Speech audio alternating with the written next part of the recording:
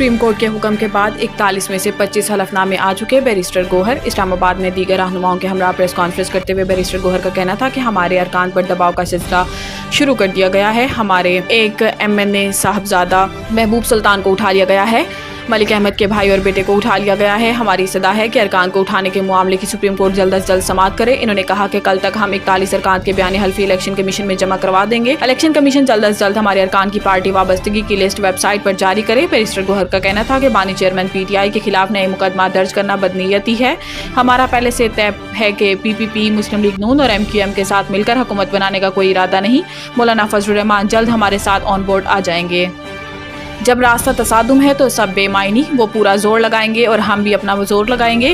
राना सनाउल्लाह ने कहा कि जब हमें जेलों में डाला जा रहा था तो हमारे साथ धांधली हुई, तब भी हम बैठने को तैयार थे और आज भी तैयार हैं, मगर वो PTI बैठने को तैयार नहीं। इन्होंने कहा कि जब रास्ता तसादुम है तो फिर सब बेमायनी है और ऐसे में वो पूरा जोर लगाएंगे और हम भी अपना पूरा जोर लगाएंगे और वो अपने केसेस गलत और प्रोसिक्यूशन अपने केसेस को ठीक साबित करने के लिए जोर लगाएं।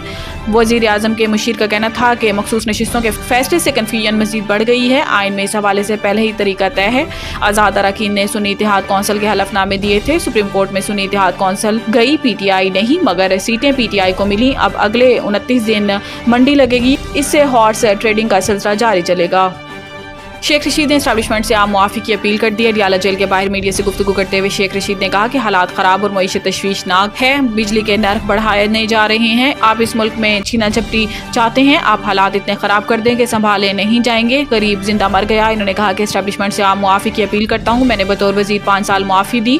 पुलिस ने अपने साथ कुछ और लोगों के वकार का भी सत्यानाश किया। बेहतर है हमें 2-2 साल सज़ा बनती है, वो देते तो काट लेते। 686 मुकदमात हैं, अगर एक हफ्ता जरा हो तो 10 साल ख़त्म नहीं होते। साबिक वजीर का कहना था कि आपने सनम जावेद को वकील के चैम्बर से गिरफ्तार किया है, हमें क्रेनों पर लटका दें, सजा दें, लेकिन मुल्क बचाएं। मुल्क कीनिया बनता जा रहा है। KP और बलोचिस्तान में क्या हालात हैं, खुदा के लिए अपनी इज्जत और मुल्क बचाएं। सरबराह अवामी मुस्लिम लीग का कहना था कि बानी PTI को कैसे छोड़ेंगे, रोज कहते हैं वो आ रहा है, वो नहीं आ रहा।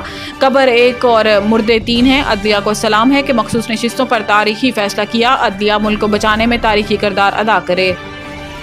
9 मई मुकदमा शाह महमूद कुरैशी पर फर्द जुर्म आयद। इंसदाद दहशतगर्दी अदालत कोट लखपत जेल लाहौर में 9 मई को थाना शादमान जलाने के मुकदमा की समाअत हुई, जिसमें फाजिल जज खालिद अरशद ने मुलजिम शाह महमूद कुरैशी पर फर्द जुर्म आयद करते हुए आइंदा समाअत पर गवाहान को तलब कर लिया। अदालत ने शाह महमूद कुरैशी पर फर्द जुर्म आयद करते हुए केसेस की समाअत 22 जुलाई तक मुलतवी कर दी। कबल अजीम PTI रहनुमा और साबिक वजीर खारजा शाह महमूद कुरैशी को सख्त सिक्योरिटी में 9 मई से मुतल्लिक मुकदमात की समाअत के सिलसिले में कोट लखपत जेल पहुंचाया गया था।